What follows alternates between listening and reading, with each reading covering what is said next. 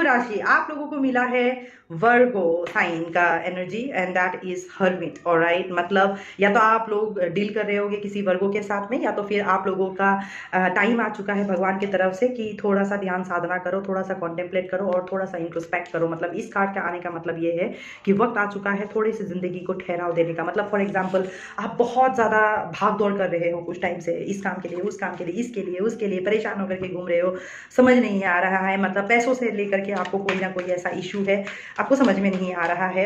ये चीज़ें आपको गुस्सा भी दिलाता है क्योंकि ये कार्ड नंबर 9 है। 9 is a number of Saturn, और सैटर्न का काम जब रुकने लगता है, बनता नहीं है, बिगड़ने लगता है, तब आपको गुस्सा भी आता है। राइट, तो आपको गुस्सा वगैरह भी आ रहा है, फ्रस्ट्रेशंस वगैरह भी है, इरिटेशंस वगैरह भी है।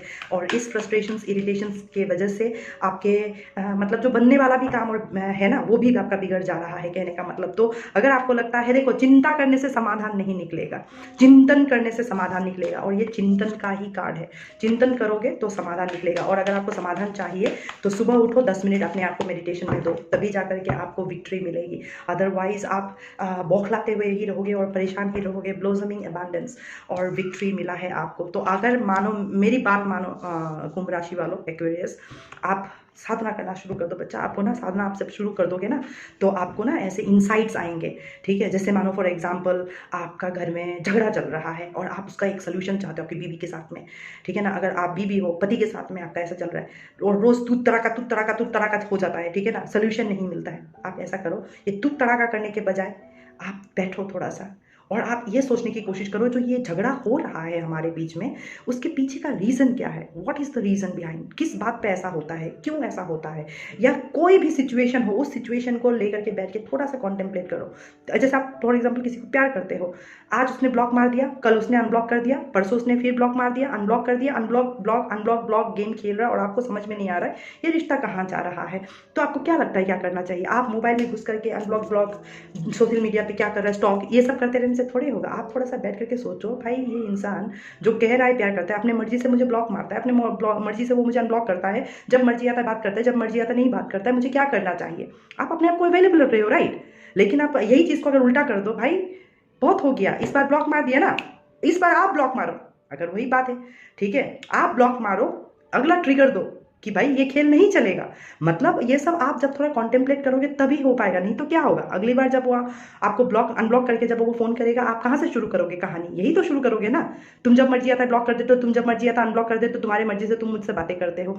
मैं सिर्फ एक हाइपोथेटिकल एग्जाम्पल दे रही हूँ, वो आपके लाइफ में आप कैसे भी है, चाहे वो ऑफिस में कोई इशू चल रहा है, चाहे पर्सनल रिलेशनशिप में इशू चल रहा है, चाहे वो घर पे इशू चल रहा है, या पैसों को लेकर के इशू चल रहा है, आप अनशन अगर खर्चा करते हो, अब अभी अगर पैसों को लेकर के दिक्कत हो रहा है, तो आप देखो पहले कैसे खर्चे करते थे और अब कैसे खर्चे करने लगे हो। आज ऐसी क्या बात होगी जिसकी वजह से आपको पैसों की दिक्कत है, या जॉब की दिक्कत है, या आपको लगता है कि आपको लोग समझ नहीं रहे हैं, या घर में कलेश हो रहा है, झगड़ा हो रहा है, तरक्की नहीं हो रही है ज़िंदगी में। तो ये सब अगर आप चाहते हो कि आपको इसका समाधान मिले, तो इसके लिए थोड़ा सा मेडिटेशन बहुत ज़रूरी है आप लोगों का। Meditation is the energy for aqua. आप लोगों के लिए यही एक एनर्जी है कि आपको थोड़ा सा इंट्रोस्पेक्ट, थोड़ा सा कॉन्टेम्पलेट करना पड़ेगा। अगर आपसे नहीं होता है किसी भी वजह से, वो एक्सक्यूज़ नहीं हो सकता। एट दी एंड सोल्यूशन भी आपको चाहिए। हम तो गाइड है, राइट, हम आपको बता सकते हैं कि आपके लाइफ में ये दिक्कत है, आप ये जब तक नहीं करोगे तब तक आपको, क्योंकि आपका दिल क्या चाहता है सही मायने में ये तो आप ही जानते होंगे, राइट। हम तो गाइड कर सकते हैं अलग अलग एग्जांपल्स दे करके किस तरह से क्या करने से आपके लिए बेहतर होगा, लेकिन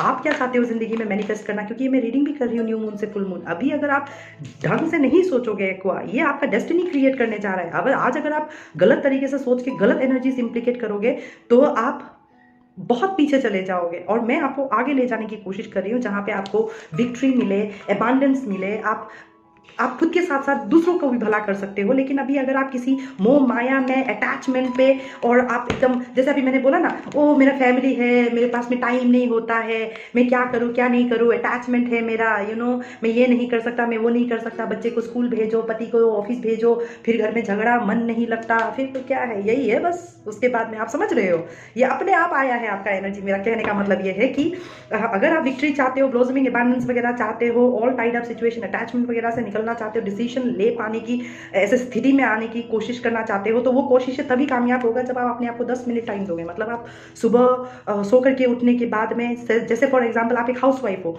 आप उठते हो 7 बजे, ठीक है ना, अब मैं आपको कह रही हूँ कि आप मेडिटेशन करना है, आप 7 बजे की जगह आप 6:30 बजे उठो। 6:30 बजे उठ करके फ्रेश वगैरह हो करके 7 बजे जो आपका उठने का टाइम है उतना टाइम तक आप मेडिटेशन करो। और उसके बाद वो 7 बजे के बाद में आपका जो काम करना है, बच्चे का टिफिन बनाना, पति को ऑफिस भेजना, घर साफ सफाई करना, आप वो सब कर सकते हो। देखो, जहां चाहे वहां राह है बच्चा। अगर आप चाह ही नहीं कर पा रहे हो तो राह कहाँ से निकलेगा? आजकल आजकल करके अगर टाइड आप टरकाते ही रहोगे तो अटैचमेंट है ये आपका, इसीलिए आपका निर्णय कभी भी ये अटैचमेंट है, ठीक है ना। ये आप किसी भी चीज के साथ में अटैच हो, आप डिसीजन नहीं ले पाते हो, यही आपको at the end all tied up करके एकदम ऐसा झगड़ा हुआ। वही जो आप अभी एक्सक्यूज दे रहे हो ना, बच्चा है, पति है, घर का काम, ये वो नहीं हो पाता है, मैं बैठ नहीं पाती हूँ, बैठती हूँ तो अनशन ख्याल आते हैं, ये सारे एक्सक्यूजेस होते हैं, ये सब समाधान नहीं है, दिस आर एक्सक्यूजेस। और इन एक्सक्यूजेस से भगवान को कोई फर्क नहीं पड़ता है, trust me on that. At the end भगवान आपको इसी से निकालने के लिए ये टावर देगा, और टावर देने के बाद में बोलेगा अब मजबूर कर दिया तेरे को, तू बैठ, ठीक है ना। ये आप ही के भलाई के लिए कहा जा रहा है, इसीलिए मैं आपसे कह रही हूँ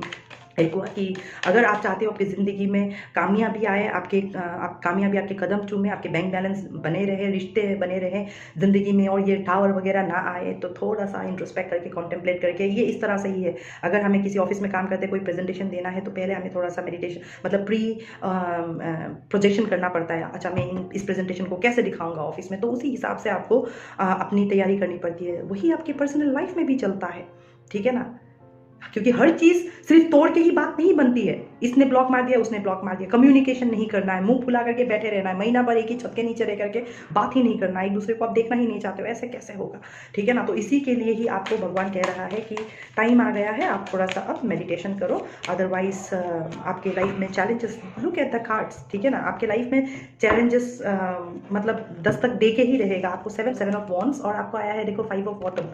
पैसों से दिक्कत है, इसीलिए आपका ब्लॉसमिंग अबंडेंस भी आया है। आपको पैसों की दिक्कत है, जॉब के, करियर के, फाइनेंस में कोई इश्यूज वगैरह है, ठीक है, स्टेबिलिटी सिक्योरिटी को लेकर के इश्यूज है। ब्लॉसमिंग अबंडेंस आ इसलिए नहीं पा रहा है क्योंकि आप कॉन्टेम्पलेट नहीं कर पा रहे हो, बल्कि आपके लाइफ में इसको कमाने के बजाय आप इस एनर्जी से घिरे हुए हो, अटैचमेंट से, टॉर्म और इनडिसाइसिव एनर्जी, ठीक है ना। अपने कब्र के पास में आप बैठे हुए हो, रोज जैसे मानो आईने के सामने, शीशे के सामने या बिस्तर में बैठ के ये सोचते हो क्या करूँ क्या नहीं करूँ, क्या करूँ क्या नहीं करूँ, इनडिसाइसिव। वो टावर चल रहा है, एक साइक्लोन और टावर जैसा एनर्जी चल रहा है। फिर वही टाइड आप एक्सक्यूजेस देते हो, नहीं हो सकता मेरे से, इतना ये है वो है। फिर अटैचमेंट है, छोड़ के भी नहीं जा सकते, कुछ कर भी नहीं सकते हो। Are you getting me? खुद को आप बहुत हेल्पलेस बना करके रखते हो। मैं बहुत हैवी एनर्जी फील कर रही हूँ आप लोगों का, तो आप एट दी एंड ना उस फाइटिंग मोड पे आ जाते हो, मैं क्या करूँ क्या नहीं करूँ, और लड़ाई झगड़ा सा हो जाता है। लेकिन बी असर्टिव, आपको असर्टिव होने के लिए कहा गया है, ट्रुथफुल होने के लिए कहा गया है, कम्युनिकेट करने के लिए कहा गया है, आपको आपका प्रॉब्लम्स को सामने रखने के लिए कहा गया है।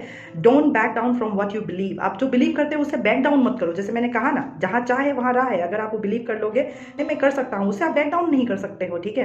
Courageously stand up for yourself, और आपने लिए वो स्टैंड अप लो, तब जाकर के आप इस एनर्जी से निकल सकते हो, इस एनर्जी को अवॉइड कर सकते हो आपकी जिंदगी में आने से। इस एनर्जी को आप गुड बाय बोल सकते हो, आप इस डार्कनेस पे रह सकते हो जिंदगी भर के लिए। आप ऐसे एकदम दम घुट जाए आपका, सफोकेटेड रह सकते हो। मतलब आपका पति ऐसा है कि जो आपको मारपीट करता होगा, आप कितना टाइम तक रह सकते हो, right? It's more like this. या आपका पत्नी आपको समझता ही नहीं होगा, या आपका गर्लफ्रेंड आपको समझता ही नहीं होगा, कितना टाइम तक आप रह सकते हो, कितना टाइम तक आप अपनी तरफ से एफर्ट डाल सकते हो।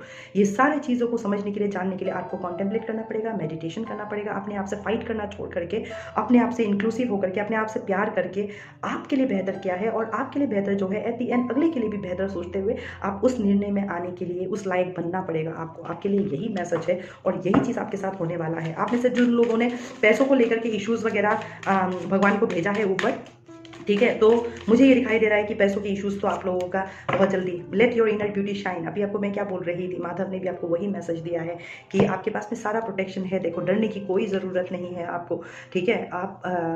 आपका मैंने बोला था ना, आप खुद को समझो, खुद को परखो, खुद को जानो, let your inner beauty shine, यही कृष्णा कह रहा है। और इस कार्ड का मतलब है inner beauty is commendable and brings love and satisfaction, true beauty lies in the soul.